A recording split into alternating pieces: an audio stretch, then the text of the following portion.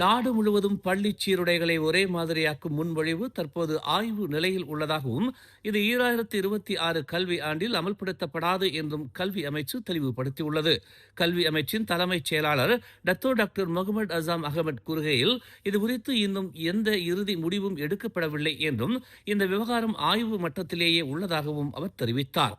நாடு முழுவதும் பள்ளி சீருடைகளை ஒரே மாதிரியாக்கும் முன்மொழிவு தற்போது ஆய்வில் உள்ளது என்பதை கல்வி அமைச்சு தெளிவுபடுத்த விரும்புகிறது என்று அவர் ஒரு அறிக்கையில் கூறினார்.